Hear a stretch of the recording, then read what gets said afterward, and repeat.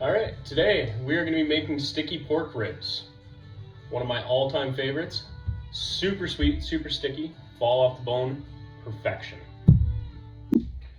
First thing you want to do, grab your ribs. Take the membrane off of the back, otherwise they're going to be tough and chewy. You don't want that. Each individual piece, these are pork side ribs. Cut in between the bone, so you've got meat on all sides. Next thing, season them. Just salt and pepper. Just a nice light bit of salt, pepper. Beautiful. Give it a toss. Work that in. Let the flavor start to develop. Next, olive oil. Nice deep sheet pan, 2 inches or so. Get that nice and hot. Make sure you're using a glove to move around the pan. Get that oil all over it. Get that smoking hot. Not too hot to burn the olive oil though. Olive oil has a low smoke point, so it'll get smoky if you get it too hot too quickly. Then, once you got your pan nice and hot, you see it starting to smoke a little bit, your ribs in. Just hear that nice sizzle. That's what you're looking for. All of them in.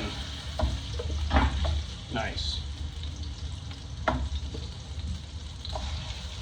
Now, pair of tongs. Get them all flat. Every bit touching. So you want to get a nice sear. You want to make some color on these. No color, no flavor. Next, your ginger. Just want to peel all the skin off of it. Doesn't matter if there's a little bit into it. You're not eating it anyways, it's just for the flavor. Then, got the skin all off. Nice thin slices. Thinner the ginger the slice, the better it is. More flavor, breaks down quicker.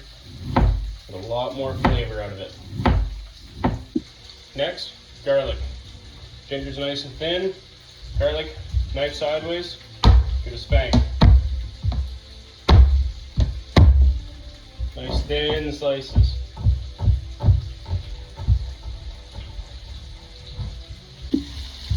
Right, now we've got a little bit of color going on.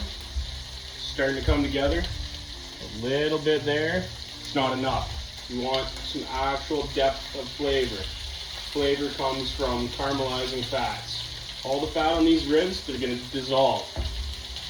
Put them in the oven. It's all going to be magic. Getting nice and close here. Beautiful. And here it's sizzling away. Starting to get some color.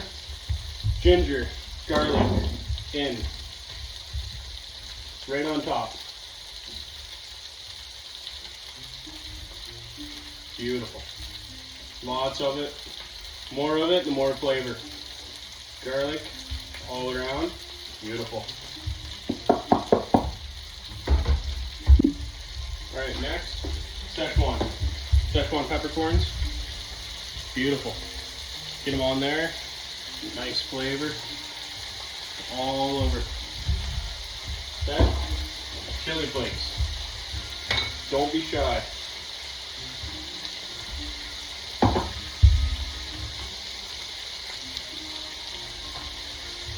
A little bit more, we want them a little bit spicy. Beautiful. Okay? Star of the show. Star anise. Beautiful. And, right, now we've got the spicy, you want the sweet. Get your honey. Generous. Just glaze those ribs. Nice little bit of it. Beautiful. That star anise is going to bring out kind of like a fennel-y, beautiful, beautiful taste to it. Next, soy sauce. Generous amount, bring out that saltiness in it. Want just enough in there, but also, oh, you can hear it caramelizing. That sound is nothing but flavor. Next, white balsamic vinegar. Not the normal, the white. It's a little bit of a lighter flavor. Beautiful. 2 tablespoons. Just get it nice and coverage. Beautiful. Next, rice wine vinegar. Beautiful stuff. Gives it that little tartness that you're looking for with a rib. About a cup of it. Kind of making almost a sauce as well. It's going to braise in that sauce in the oven while it cooks for the rest of the way. A little bit more. Beautiful. Next, you're going to want to bring it up to a boil. Let it all marinate and start to come together. Just have a look at it. Looks great. Last thing before we hit the oven, fresh green onion. Cannot go wrong with this. It's missing that little tang, but you always got to make sure that you try it. Something you don't like, something that you do like. It's going to make the world of a difference. So, try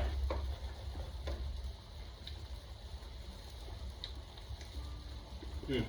Beautiful. Sweet, salty. It's got a little bite to it.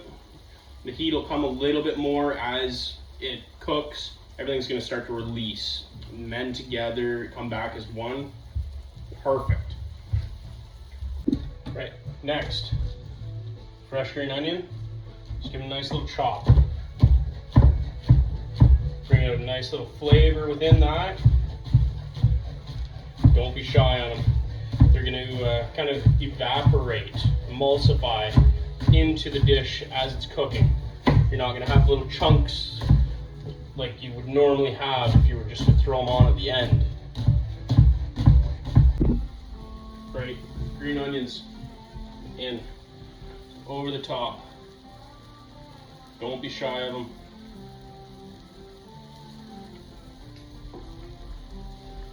Beautiful. That's going to do a nice rolling boil now. We'll leave it there for about 5 minutes. Then the oven is the star. Alright, now got a nice rolling boil. Gonna hit some homemade chicken stock. This is just chicken carcasses, a little bit of seasoning, salt and pepper, some carrots, etc. You don't have to go fancy. Any chicken stock will do. So 400 milliliters in. Just cover those ribs so they're almost covered but still sticking out. Lastly, in between the cooking periods, half an hour and half an hour, red onion. Just gives it that extra little zip. Nice thin slices right over the top. Looking for about that thick. Put them on the top, cover them. They'll start to caramelize and get weak, weep over top of them. Incredible flavor. All right, now so onions on top. Just nice thin slices. Cover it. Might not need the whole onion depending on how many ribs you've got in there and how big your pan is. In my opinion, more the merrier. I love onion. If you're not the biggest fan of onions, don't put as many on. They're gonna kind of soften, almost like you're caramelizing onions. Give a little more sweetness to the onion than the spicy. Right, back in the oven. Got the onions on top. It's looking beautiful, smelling incredible. My house, it smells, oh, I'm getting hungry just looking at this. In another 30 minutes, set your timer.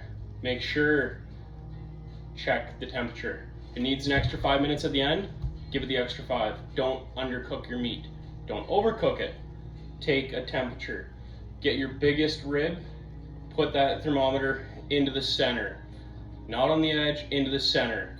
Poke it a couple times. Make sure it's to temperature. If it's not, put it back in. All right, cooking time is up. Let's see how they are.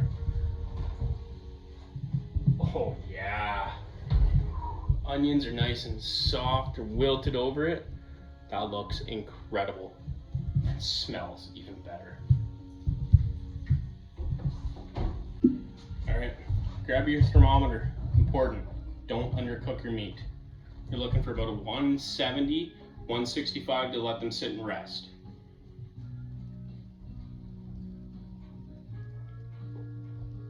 168.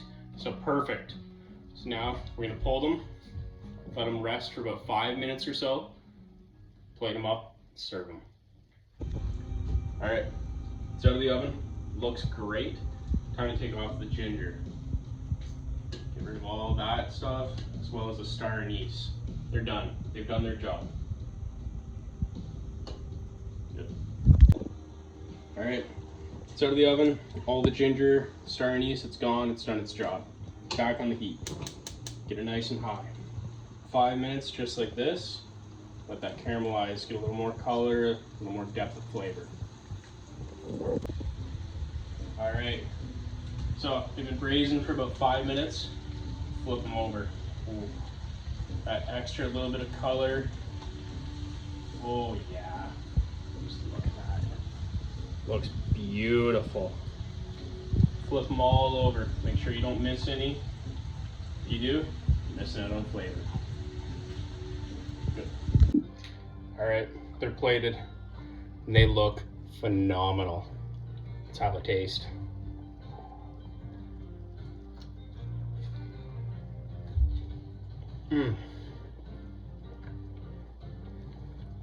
Wow. So that's delicious. Keep your knife sharp.